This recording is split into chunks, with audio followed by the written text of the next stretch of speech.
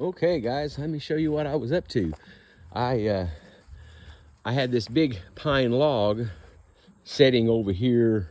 It's been setting over there for just almost a year.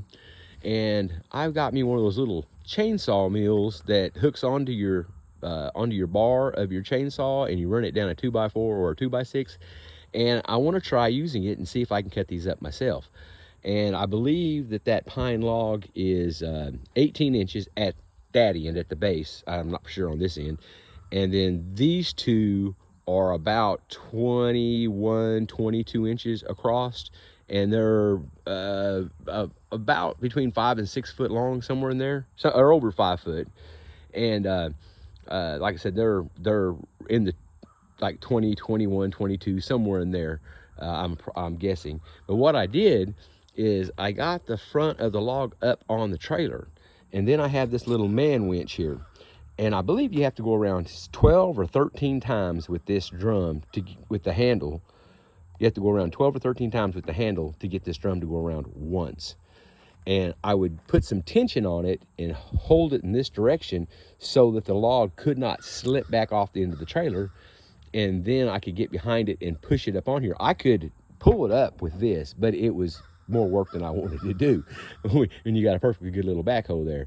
But I got them all loaded up, and I've got, what, 6 more over there. Those last 2 on the back side back there, those are really, really big. My brother's tractor had a hard time picking those up. But I thought, well, I'll haul these 3 home, and I'm gonna try out that little sawmill. I'm gonna do it on the trailer. So if I can't cut them up the way I want to, I can take them to the sawmill. He'll cut them up on the halves for me. And I think he has a little Harbor Freight sawmill. I think it's a Harbor Freight. I wouldn't swear to that, but it works really well. He cut up all the furniture that all the wood that I use for the furniture in the cabin, which is this exact same tree. Now those last, I think, 3 pieces over there, maybe 4, are from a different tree, excuse me. And I always show you guys the good, the bad, and the ugly. My log slipped, and I was in the process of putting it up there, and I bent this. I went and got me a pipe wrench, and actually, well, you can see how I kind of just bent it up some. When I get home, I'll take that tire off and see if I can't get underneath it with a 4x4 and a jack, and jack that up a little bit, and then re-round the edge with a tool and get it kind of where it's not just a sharp edge sticking out like that, so somebody don't lay their leg open.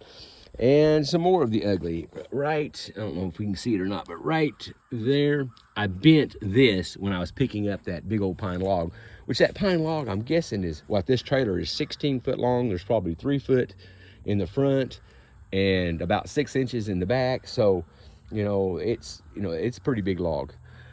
And like I said, I've got 6 more over here, and I'll be bringing this trailer back black powder season and rifle season, and I'll try to load up 2 or 3 more of these each time and take home. And I want to get them cut up before they get any further along, as it's such beautiful wood. This is a red oak.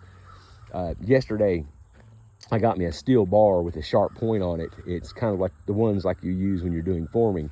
And I started at that end down there, which is 200 foot away.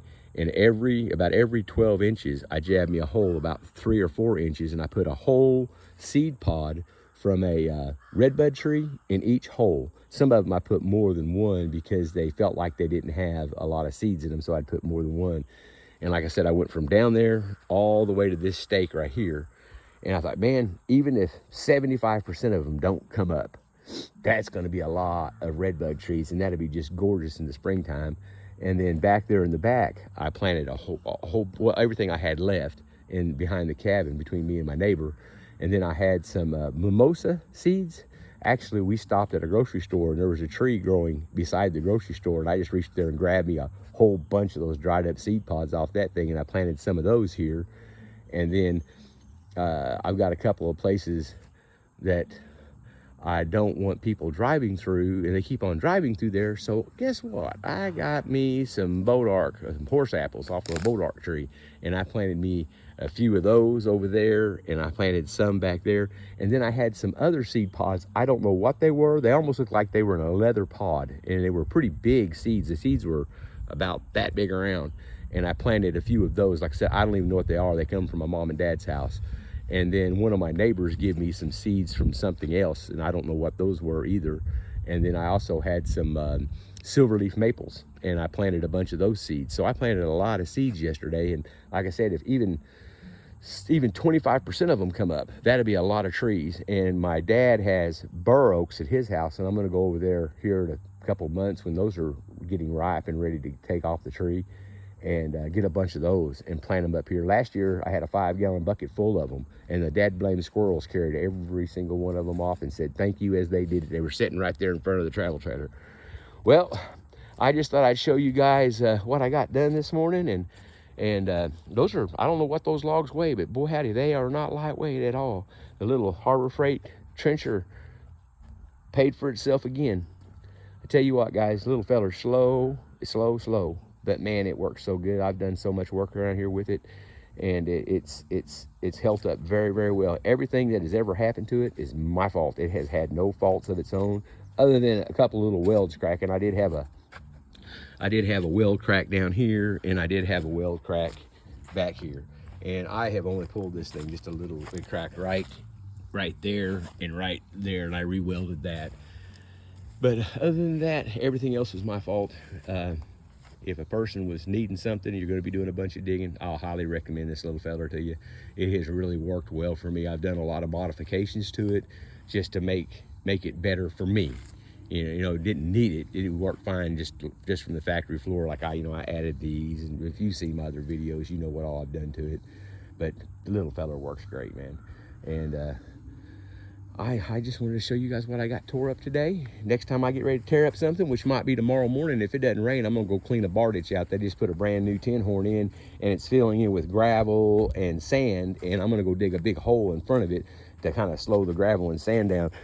I want to have a tin horn down there, and this is the second one that's been put in since I've been coming down here, and I don't want it to fill up like the last one did, so I'm gonna clean it out tomorrow if it doesn't rain, and it's clouding up and they're calling it could rain. So, but you guys have a good one, and thank you so much for checking in with me. And if you want to, hit that like and subscribe button. Thank you so much.